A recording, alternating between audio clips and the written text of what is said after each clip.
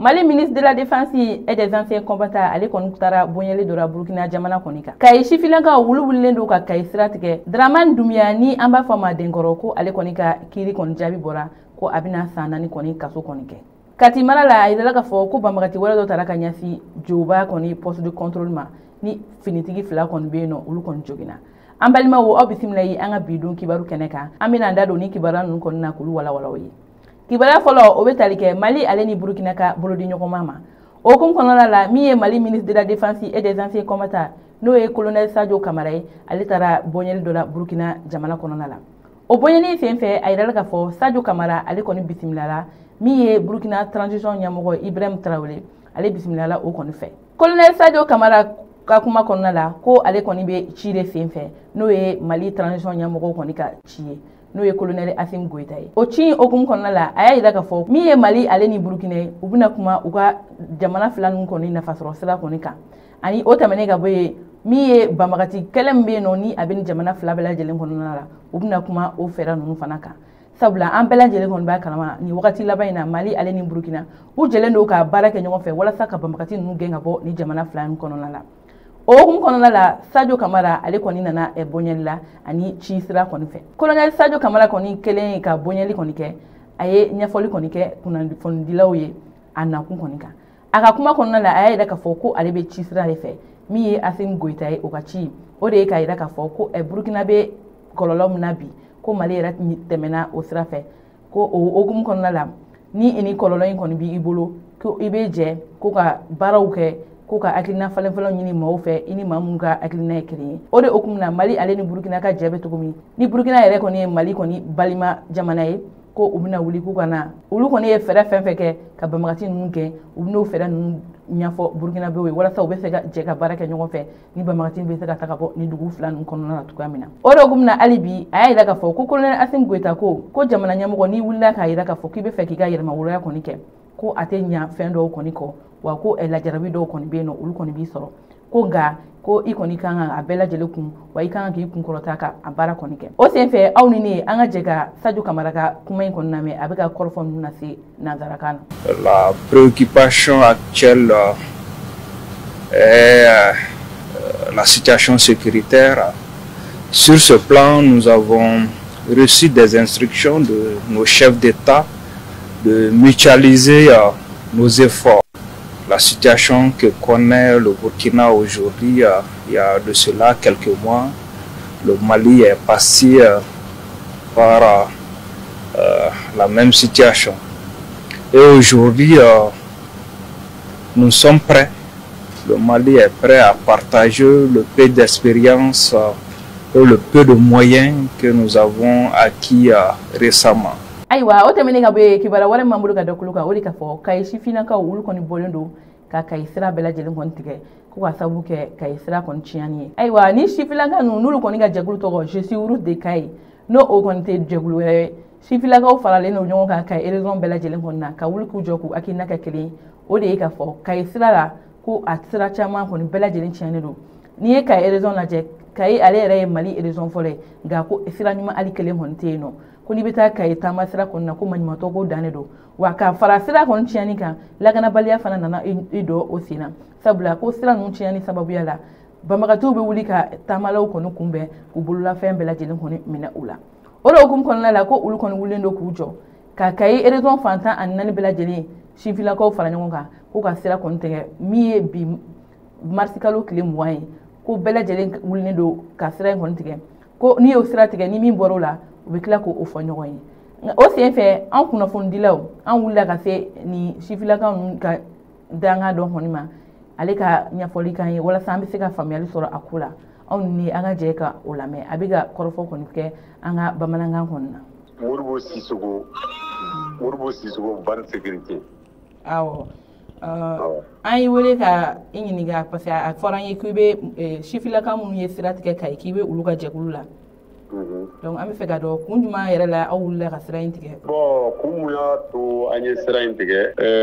parce que n'i y'a jateminɛ bi Kayi région kɔnɔna la sira foyi tɛ i bɛ se ka voyager sira mun kan hɔrɔnma kɔnɔna la ni i banana pour que i ka yɔrɔ dɔ sɔrɔ magartoko dando ni tinto n'u kan ka évacuer ka taa CCRF la kabako don donc o kama an sifinnakaw an sigira donc ka jateminɛ kɛ ka mouvement créé mouvement je suis le Wolof de Kayi donc mouvement créé an donna Kayi région bɛɛ kɔnɔna la action fɛn fɛn citelen don mouvement kɔnɔ ka taga ɲɛfɔli kɛ a population ye k'a dɔn kɛlɛ mun don anw ka kɛlɛ tɛ bɛɛ de ka kɛlɛ don Kayi développement taasira de don parce que qui dit route parle de développement sans route il n'y a pas de développement donc au hukumu kɔnɔna la an donna cercle kɔnɔ commune kɔnɔ ka taga ɲɛfɔli kɛ donc o kɔfɛ an y'a ye Kayi marabolo ɲɛmaa a taara jɛma sira kan ka laseli dɔw kɛ nka fo i n'a fɔ ko o sira mun dégradelen don k'a fɔ k'u bɛna o baaraw daminɛ o la an y'an fari faga dɔɔni an ka kow fɛ o kɛra décembre banto la ka kɛɲɛ ni janvier daminɛ donc maintenant o kɔfɛ fo bi an y'a ye foyi ma kɛ quoi donc hali mobili sira dilan mansinbaw minnu bɛ siraw tun kan olu fana tɛ ye tuguni yɛrɛ donc o kama an y'a décidé le 20 ka siraw tigɛ. D'accord, aw ka sira tigɛli bɛ daminɛ yɔrɔ jumɛn na ka taa bila yɔrɔ jumɛn na? Kayi côté la Sadiola poste la o tigɛra ka taa Bamakɔ yan fan fɛ dugu dɔ bɛ ko Kɛrsigane a tigɛra yen fana Bafula bɛ cercle kɔnɔ dugu dɔ bɛ ko Waliya a tigɛra yen fana Jalafara Sandare. Ok, aw ka laɲini ye min ye nin ko in na sisan tile joli aw bɛna sira in tigɛ fo tile joli ani laɲini jumɛn b'aw bolo ka lase nin siratigɛ in ko la? Bon siratigɛ in tun a bolodalen don tile kelen de 24 heures. Bon laɲini tɛ dɔwɛrɛ ye ka weleweleda de kɛ k'a ɲɛsin jamana marabagaw ma pour que u ka se k'i ɲɛsin degun min bɛ Kayi population kan pour que degun bɛ se ka bɔ an kan donc o de ye an ka laɲini ye. Ni aw ka laɲini ma sabati baara wɛrɛw b'aw bolo ne b'aw bolo? Bon pour le moment ni ninnu ma tɛmɛ fɔlɔ an tɛ se ka fɛn fɔ o la parce que fɛn fɛn bɛ kɛ sigikafɔ de bɛ kɛ k'a boloda quoi. A fɛn tɛ se ka fɔ tant que sigikafɔ ma kɛ ka fɛn dɔ boloda. On travaille avec en programmation. D'accord, an balimakɛ an b'i fo i ka nin kɔrɔfɔ la. Ayiwa o tɛmɛnen ka bɔ yen kibaruya wɛrɛ m'an bolo ka da kulo kan o de ka fɔ Daramani Dunbiya ni bɛɛ lajɛlen b'ale wele Denkɔrɔ ko ale kɔni bɛna san 5 kaso kɔni k'ale kɔni bɛna san 4 kaso kɔni kɛ. Ayiwa kunnafoni min sera ma o koɲɛ la u bila yira na ka fɔ ko araba tɛmɛnen ko Daramani Dunbiya ni bɛɛ lajɛlen kɔni b'ale dɔn Denkɔrɔ la ko ale kɔni ka kiiriw kɔni jaabi bɔra n'o y'a yira k'a fɔ ko a bɛna san 4 kɔni kaso kɛ a da tuguni a tɛna bɔ kalama. Ayiwa Denkɔrɔ ale kɔni minɛra ko ka sabu kɛ namara ale ni yuruguyurugu ani galontigɛ caman ko ka ɲɛsin maa caman ma an ka jamana kɔnɔna la. O senfɛ ko min ye octobre kalo tɛmɛnen san 2022 kɔnɔna la ko Sotiba finitigiw olu taara bolo kari Denkɔrɔ kan ka sabu kɛ maa caman wulilen don ka taa sɛbɛn kɔni don ale kama ko a ye namaratɔ ko caman kɔni k'u la dɔw yɛrɛ ko a y'u ka wari kɔni kalabanciya. O senfɛ tɛgɛ kɔni dara ale kɔni kan ni k'a datugu Sotiba finitigiw kɔni fɛ. Ale kɔni kun ka koɲa kɔni kun bɛ tribunal mɔgɔw kɔni bolo tuma caman a ka kiiri kɔni bɔra a dogun kɔnɔna la nka araba tɛmɛnen ale kɔni ka kiiri kɔni tigɛra k'a yira k'a fɔ ko a bɛna san 4 kɔni kaso kɛ a datugunen don nka min ye Daramani Dunbiya ni a bɛ wele ko Denkɔrɔ a yamaruyalen don ale ka avocat fɛ n'o o ye a ka lafasalikɛlaw ye k'u ka appel kɛ walasa ni yɛlɛma bɛ se ka kɛ a ka kiiri kɔni koɲa kɔni na nka an bɛ wagati min na bi olu kɔni ma weleli kɔni kɛ fɔlɔ. Denkɔrɔ ale ka kiiritigɛ dɔ la an ka kunnafonidila dɔ kɔni kun bɛ yen nɔ ni ale wulila ka taa sɛgɛsɛgɛli kɔni kɛ ni ale yɛrɛ kɔni tɔgɔ ye Idriss Koniko an ka jɛ ka a ka kɔrɔfɔ ninnu lamɛn. Nka verdict bɔra ko Denkɔrɔ san 4 kaso o de dira a ma. San 4 kaso min don c'est pas avec sursis san 4 kaso ferme k'a bɛna san 4 de kɛ a datugunen don nka komi sariya ko don o kɛlen don ka yamaruya da fɛnɛ ma a bɛ se ka appel kɛ. Donc, à avocat, je suppose que vous avez un appel. Donc, maintenant, au de kɔnɔla la sisan, u y'a yira fɛnɛ maaw ka wari dun parce que o yɔrɔ de jɔrɔ bɛna aw minɛ sisan. Parce que caman bɛna fɔ ni Denkɔrɔ datuguna dɔrɔn ka wari tɛna sara tuguni. Donc, aw b'aw hakili latigɛ. Sariya kɛlen don ka nin ko ninnu bɛɛ prévoir.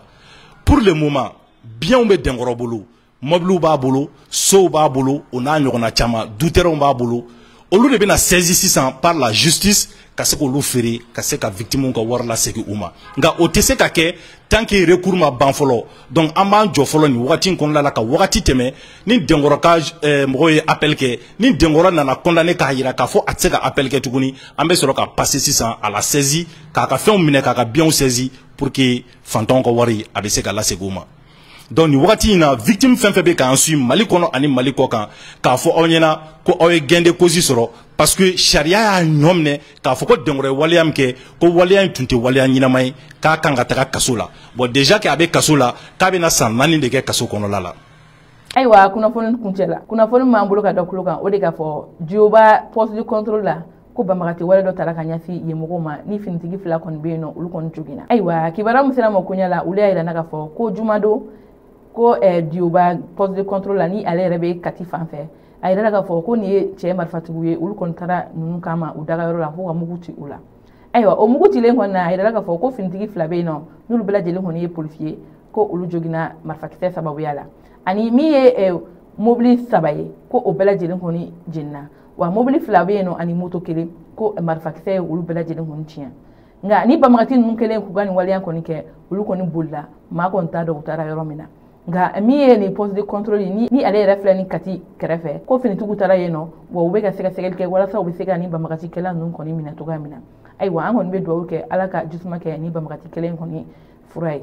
ayiwa an balimaw ni ne kɔni kun ye an ka bi don kibaru ye ka da kulo kan aw ni ce aw ka kulomajɔ la aw k'an bɛn an ka don kibaru wɛrɛ kɛnɛ na.